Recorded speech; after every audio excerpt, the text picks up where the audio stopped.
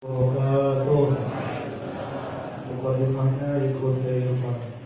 Allah berfirman, ala bizikrillahi tatma'innul qulub. Itulah lezat, hanya dengan berzikir akan merasakan kelezatan. Wazakirin Allah katsira wazakirat a'adda lahum maghfiratan wa ajran. Orang laki-laki perempuan yang banyak berzikir, a'adda lahum, gak perlu minta lagi, karena semuanya sudah disiapkan oleh Allah. Itu namanya kelezatan. Apa yang disiapkan? Makanan yang paling enak, maghfiratan, ampunan wa ajran, pahala yang besar. Dijelaskan oleh Ibnu Qayyim Al-Jauzi, ada 100 keutamaan dari orang yang suka berzikir. Itu namanya kelezatan. Kenapa ala bizikrillah tatma'innul qulub? Kenapa kita hanya mendapatkan kelezatan dengan berzikir? Karena dalam tubuh kita ada yang namanya ruh. Bu, dalam tubuhnya ada ruh kan? Kalau ruhnya pergi gimana nasibnya? Ibu dibilang apa? Almarhumah.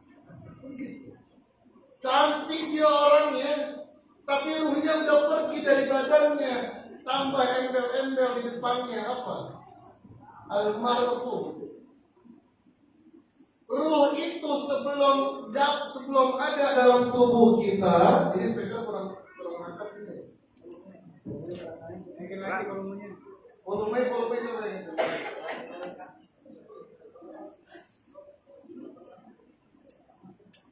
Ruh sebelum masuk ke dalam tubuh kita, yang merupakan penjara bagi dalam istilah kaum sufi. Kalau istilahnya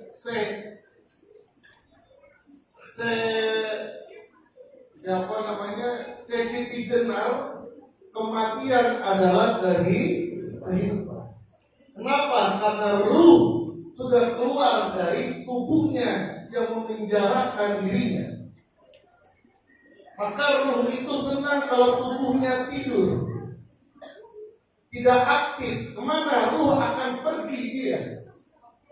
Kemana perginya? Tergantung yang nganterin. Kalau nganterinnya pakai ya latif, akan mendapatkan tempat yang indah. Ada orang tidur, ikhwan tidur pakai baca ya latif. Pakai wudhu sebelumnya sholat. Masya Allah. Dibawa kemana? Ke taman yang indah, ketemu perempuan yang cantik. Akhirnya menikah. Setelah pernikahan mendapatkan anak, terus bahagia hidupnya sampai punya anak 3. Bayangkan Pak, tidur 3 jam anaknya 3. Iya. Tidur 3 jam punya anak. Itulah kekuatan ruh. Sebelum ruh masuk ke dalam rahim ibu kita, dalam tubuh kita, ruh sudah hidup. Sebagaimana Tuan Syekh Abdul Qadir, ruhnya menjadi tangga bagi baginda Rasulullah. Karena menjadi tangganya Rasulullah, sampai Rasulullah mengatakan, qadami ala kulli raqabatin min awliyaillah, min wali kulli wali. Kakiku berada di pundak para wali. Begitu pula ruh kita. Sebelum ruh kita masuk dalam tubuh kita, ruh kita sudah hidup. Di mana? Di alam. Apa makanannya? Merasakan bersama dengan Allah. Itu makanannya. Bukan kayak sekarang makan lontong, makan. Ruh hidup di alam ruh. Makanannya apa? Melihat Allah. Sampai Allah menggambarkan berbicara ruh kita dengan Allah. Alastu birabbikum. Ruh kita menjawab, bala sahib. Apa makanannya? Apa yang dia senangin? Bersama dengan Allah. Masuk ke dalam tubuh. Sampai akhirnya wafat kita. Ruh keluar. Tubuh kita dikubur. Coba. Orang tua kita sudah dikubur. Sudah meninggal dunia. Kita ziarah. Karena nggak suka ngaji, kita bawa kesukaan orang tua kita, ketoprak. Orang tua kita sukanya gado-gado. Assalamualaikum Bapak, di gado-gado. Kira-kira diapain Pak? Kalau bapaknya bisa keluar cekek sampai. Kebutuhan dia bukan ketoprak lagi. Kebutuhan dia bukan gado-gado lagi. Karena sudah menjadi ruh. Kebutuhan dia adalah Fatihatul Kitab khairu minad dunya wa ma. Membacakan suratul Fatihah. Anaknya dulu dia berzikir, apalagi zikir yang diajarkan oleh guru kita yang tadi dijelaskan oleh Kiai Irfan.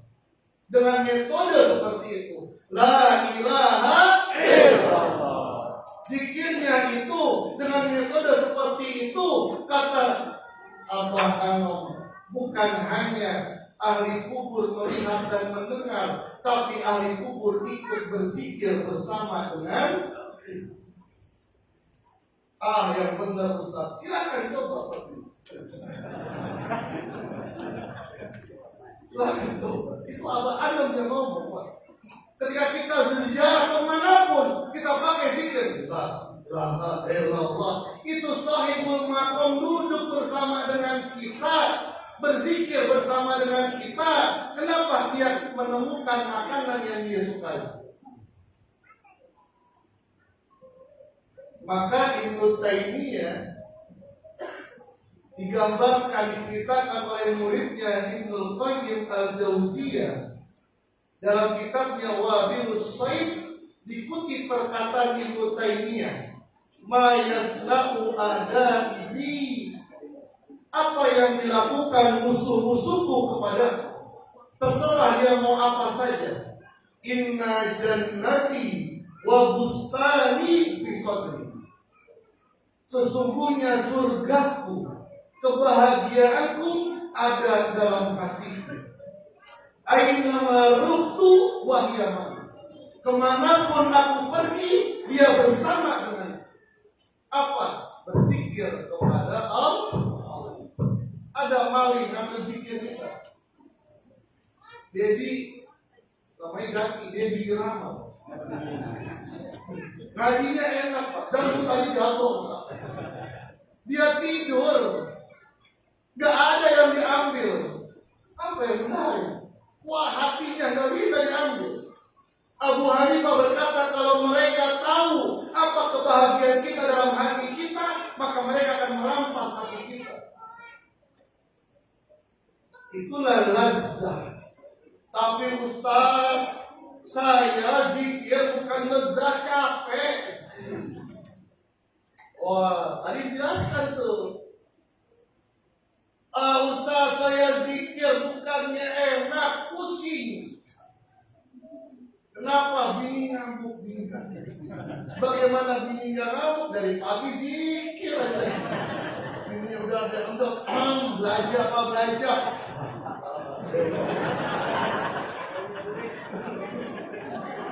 Belajar lah.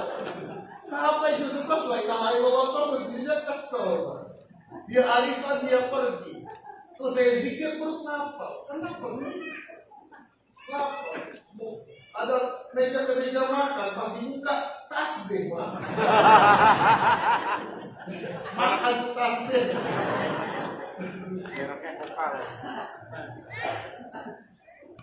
Jadi malas kepadai kebahagiaan itu, kata Ibnu Taimiyah, sudah ada di dalam hatiku, nggak bisa dicuri. Oleh karena itu, bagaimana Ustaz kalau saya belum merasakan kenikmatan?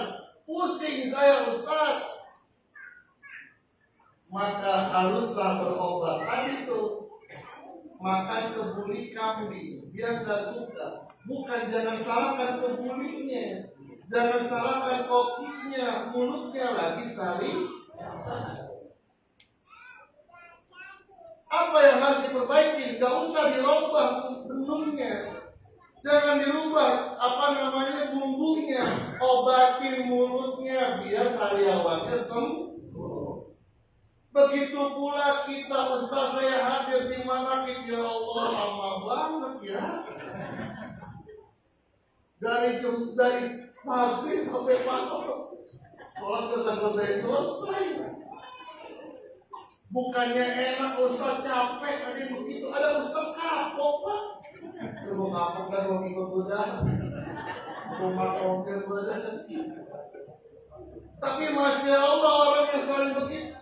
Awal-awalnya kan begitu, dipaksain, itu namanya berobat. Badan sehat itu kalau jalan kaki, tapi kalau kaki kesleo, gak enak jalan kaki. Jangan salahkan jalannya, kakinya diobatin, dipijit. Tapi sakit, Ustaz biarkan sakit, tapi yang penting sembuh. Begitu pula kenapa manakib ini merupakan acara yang disukai oleh guru agung kita, karena ini adalah bengkel rohani, rumah sakit rohani. Kita yang ngumpul ibarat mobil rusak, ada remnya rusak, ada knalpotnya copot, ada personelingnya copot, kan begitu. Kita kan barang-barang rusak semua. Bersama yang rusak jangan saling menghina. Yang benar itu yang baik-baik itu abang. Jangan setelah manakib buka bab gosip. Lihat bagaimana kata Syekh Abdul Qadir, kalau muridku orang tidak baik lihatlah aku sebagai guru. Oleh karena itu mudah-mudahan istiqomah oleh Allah Subhanahu wa taala. Saya ucapkan ribuan terima kasih kepada bapak-bapak yang hadir. Dan bulan depan tetap nanti malam Sabtu terus. Dan ucapkan ribuan terima kasih. Alhamdulillah kemarin saya iklan banyak yang jawab. Ada yang bawa pisang, ada yang bawa makanan, durian. Kemudian Majahid ketemu ini. Tapi Alhamdulillah semoga apa yang telah diberikan mendapatkan balasan yang berlipat ganda. Utangnya biar dilunasi semua. Kalau hutang kaminya gede. Jadi pajak utang. Mudah-mudahan urusan kita diselesaikan oleh Allah. Segala hajat kita dikabulkan oleh Allah. Dengan berkursi dan hadis silsilah al-Fatihah.